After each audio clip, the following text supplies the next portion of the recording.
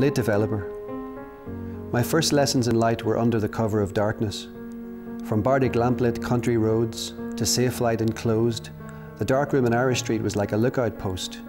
The milk crate, a bosun chair, allowing me, surgeon's mate, a child's eye view of jackdaws squatting murderously on derelict chimney pots and of a world none too fair or familiar. Like a surgeon come midwife with suspect devices, you took your work under the knife, in here, attempting sutures of out there.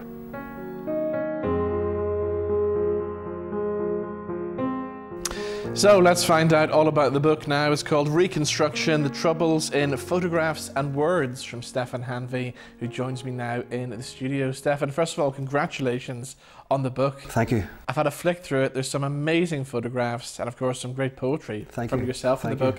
How did all this come about? My father, I live in Helsinki, and he sent me an email one night of a photograph from the turn of the 20th century of Brookborough, County Fermanagh, which is his hometown. Yeah. And it was also a town that I spent many's a holiday in as a child.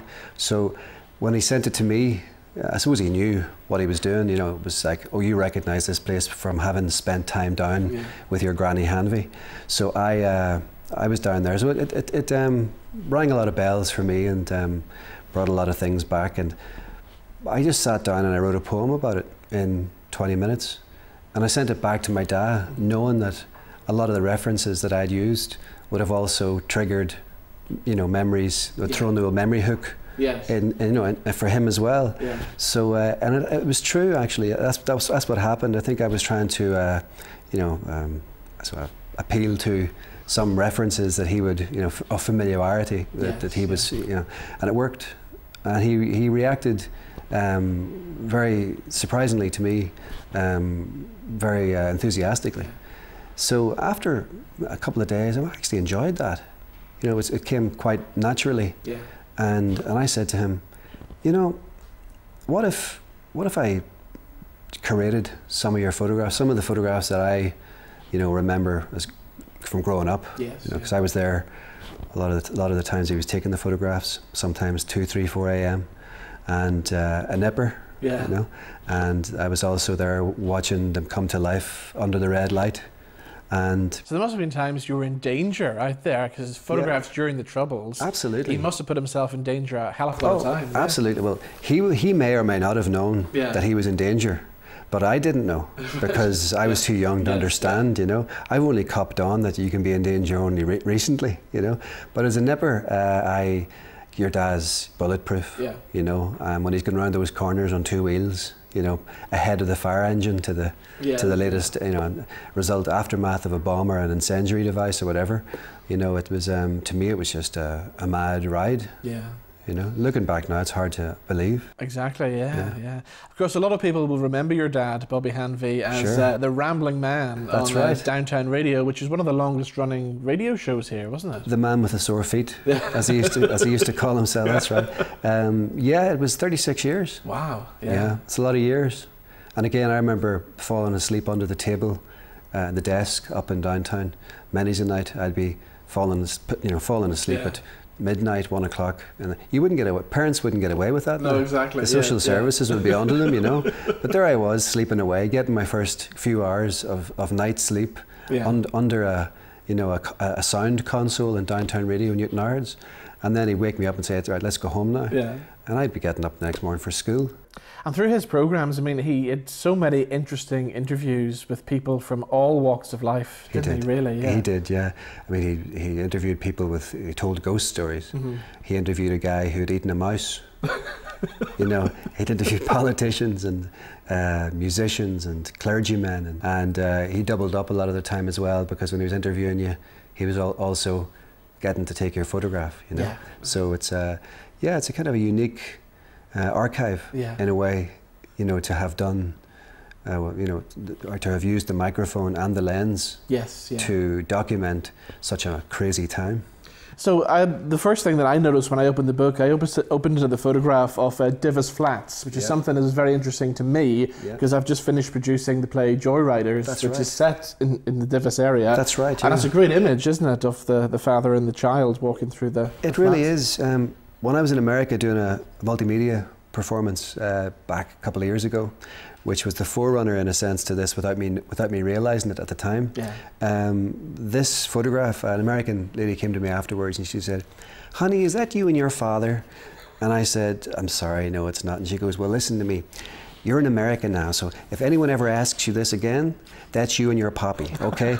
and I just didn't have the heart, but I went, actually, she could have a point there, you know? Yeah. Because the corollary of this Look Behind You performance was my second album, Nuclear Family, and it's me and my mum on the front cover. So I think she was maybe assuming, since this was the obverse side of the coin, that this had to be me and my dad, you know. But that would just be too perfect, you know.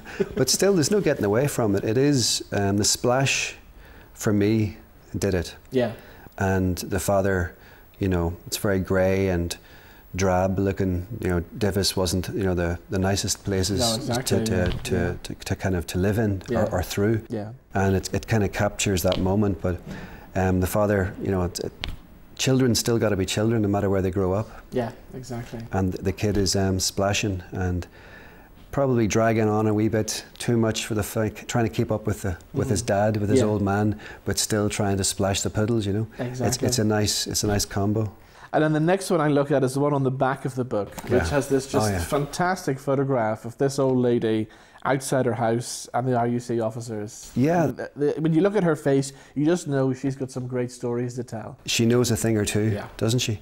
That's Sarah Primrose, sadly passed on now, back in Clogher, down in County Tyrone. And that was a neighbourhood watch patrol. And as the poem inside the book sort of deals with, it's a little bit disarming, to use a pun, to find, you know, this little lady who's, you know, she's got maybe 80 years under her belt, and these young police officers standing around her as if, you know, they're joking about arresting her or something. And it's got the whitewashed sort of cottage. The only thing that gives away the era, other than the police officers, is the corrugated roof. Yes, yeah. You know, you're almost expecting it to be thatch. Yeah, exactly. That's where my mind went. Yeah, yeah. And that hence was my, you know, comparison to the famine. What other photographs do you particularly like in the book then? What others are your favourites? The one on page 30. That one is a favourite of mine. Hugh J. O'Boyle's in Downpatrick, my hometown. That's it going up like a Roman candle. And the old turntable there, and you know, the firemen on the left are standing with their hands on their hips, and you know, as if they're admiring the spectacle before them. You know, it's such an awe-inspiring scene, you know, spectacle. It's one of my favourites. I think it's even all these years, you know, later.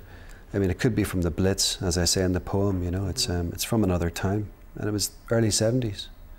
Really, that recent? Wow. Yeah, yeah. So that's a favourite. Of course, the one on the cover. Yeah, tell us the story behind that. Yeah, my dad was he was driving around pretty close to where this was. I think it was the Grosvenor Road, and he had an old car with there were holes in the floor, and the car lifted. The bomb went off, and the car lifted 6 feet into the air, and came back down again. He says the car was full of dust, and he got out and he just started photographing, and this is what he got. And to me, it's always been one of my favourite shots of the Troubles. You know, not just my father's collection, but it's iconic. Yeah. And I think this volume is a collection of all of my favourites, really. Yes. I do like, 51, an undertaking of the man, the Undertaker. It was 1972, and that was, I would have been, June, July, August, I would have been 4 months old when that photograph was taken, 1972. And believe it or not, we used to have this photograph up on our living room wall. Right. Now, how dark and morose is that? But to me, looking back, it was just one of my dad's shots. Yeah. And it was looking down at us, you know, from you know, as long as I can remember. Wow. So when I look at these photographs, you know, I'm going back in a time machine. Mm-hmm. It's like these are portals to my childhood. So in a way, it was quite easy to do that. Yeah. You know. An undertaking.